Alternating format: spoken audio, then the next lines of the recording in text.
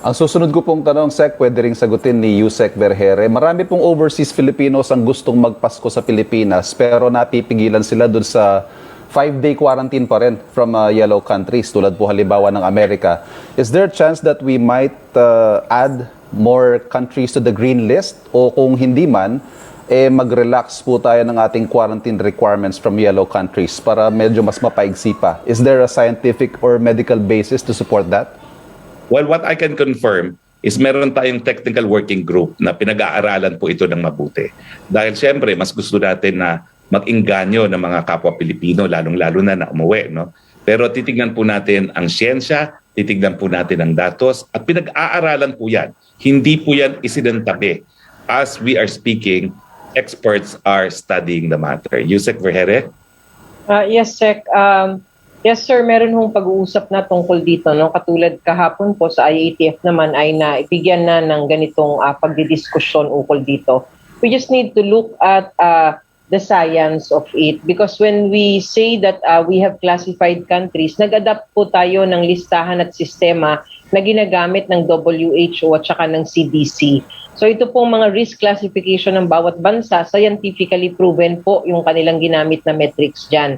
As to our quarantine protocols po kasi, ito po yung pinag-aralan mismo ng ating mga eksperto na makapagsasabi that we can be assured that there won't be forward transmission kapag nirelease po natin na mas maaga ang ating mga kababayan from abroad. But there had been several requests already coming from different embassies na pag-isipan natin at tignan through the IATF dahil may mga foreign relations tayo with them. So pinag-aaralan po natin, meron na nga po tayo, tama po si Sec Harry, na meron na po tayong PWG na nabuo. Next week po pag-uusapan po uli kung ano po ang masasabi ng ating mga eksperto. And would you say, Yusek, that there's a good chance, sir, one last, is there a good chance na mapagbigyan po yung request ng ilang mga embahada? Well, go ahead, ma'am. Sige po, Sec. I would just like to say that we still base it on science and we still base it on the system that we have right now. But of course, pinag-aaralan nga po at magbibigay tayo ng information in the next days. Yusek, meron lang akong suhestyon. No? Kasi kaming dalawa ni Sec Dizo nanggaling sa magkaibang estado dito sa Amerika. No? Siya ay nasa California, ako ay nasa New York, kung saan napakataas ng mga vaccination rates. So ang suggestion ko po, siguro dahil ang Estados Unidos naman ay federal form of government, no? Talagang 50 mga estado po yan, baka naman po pwede natin na ang ating classification sa Estados Unidos ay base doon sa individual state at hindi doon sa buong Amerika. Kasi napakadaming estado naman po dyan, gaya ng New York at saka ng California na napakataas na talaga ng kanilang vaccination rate at napakababa na ng kaso, pero dun sa mga estado na ayaw magpabakuna ay talagang sila'y dapat na manatili sa yellow list. Suggestion lang po, Yusek. Yes, Sec. No, so actually, pinag-aralan din po namin yung mga infections coming from red, yellow na mga countries, no, and green. So nakita naman po natin yung mga rates ng infection ng mga nanggagaling sa specific countries na nagre-request sa ngayon ng ganitong exemptions. At nakita naman natin na hindi naman siya significantly high. So isa po yan sa magiging basihan natin para pag-usapan po ito lahat. So again, we will be informing after the IATF decides next Thursday. Okay. Maraming Thank you, salamat. Yusek. Thank you, Sec. Maraming salamat, Ivan. Go ahead, Trish. Good afternoon, Spokes Harry, to Yusek Vergere and to Yusek Rocky. Sir, unahin ko lang po yung dun sa pagluluwag ng alert level system because ngayon nga po marami nang papayagan but of course there's still the restriction in some establishments na kailangan yung vaccination cards. How are we going, sir, to address concerns na yung as early as now, nag-alert level 3, may mga establishments na hindi na nag-check ng vaccination cards and meron din pong instances na may mga namimeke daw po ng vaccination cards. How are we going to address this? Alam mo, Trish, kakagaling ko lang sa Amerika at yan po yung sistema sa Amerika. Hindi ka talaga makakapasok sa anything indoors kung hindi ka magpapakita ng vaccination cards. At ang aking obserbasyon, mas advanced nga tayo kasi meron tayong vaccert.ph. Napakadami pang mga Amerikano nang ginagamit ay yung manual form. So sa akin po ay kinakailangan po talaga ng kooperasyon ng lahat. Dahil kung kayo'y magpapapasok po na unvaccinated at hindi nyo ipapatupad yung ating requirement na para sa mga vaccinated lang yung ating mga indoor venues, talagang kakalat po muli ang COVID at pag kumalat po ang COVID, aakit na naman ang alert level natin at magsasarado na naman ang mga negosyo.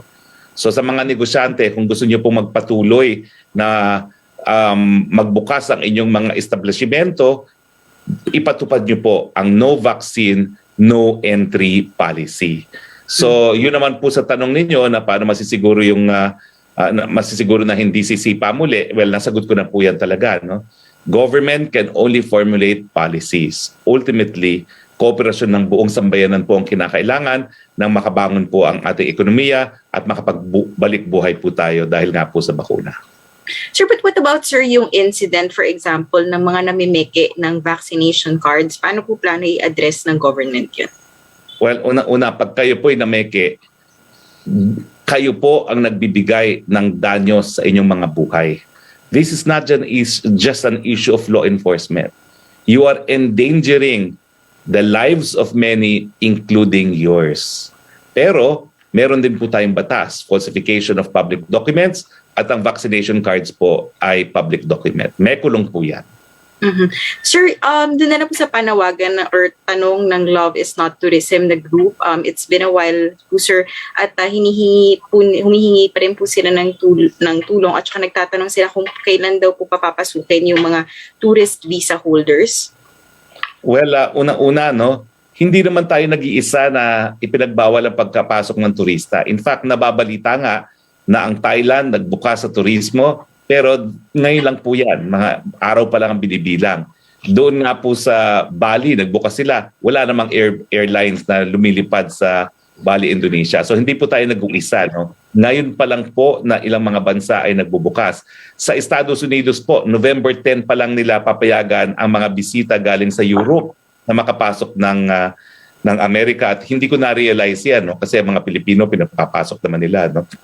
Talagang sadyang mas mataas pala talaga yung kaso sa Europe na naging dahilan na all this time pala hindi sila po pwede makapasok na Amerika. So in due time po, we will open tourism in due time. No? At ngayon nga po na alert level 2, that's very encouraging. At titignan din po natin yung mga karanasan ng ibang bansa na nagbukas na po para sa international tourism. Opo. Secretary, pasensya na po, meron lang gusto magtanong sa inyo, pero ito po ay concerned citizen, si Duji Durano. Thailand daw po has recently reopened its borders to international fully vaccinated tourists, considering that the Philippines will host the World Travel and Tourism Council Global Summit in March 2022. Is the Iatf Philippines preparing to follow a similar path to reopening tourism to international fully vaccinated tourists as soon as or once we have fully vaccinated 40 to 50% of our target population? Tama po kayo po, pwede mangyari yan. No? Pero kaya nga po, kinakailangan ma-achieve natin ang population protection by December.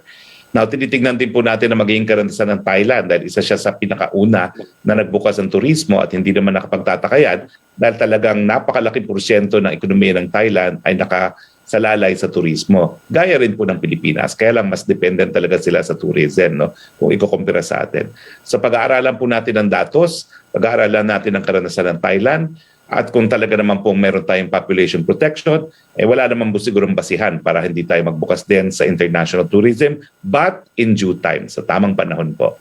Opo.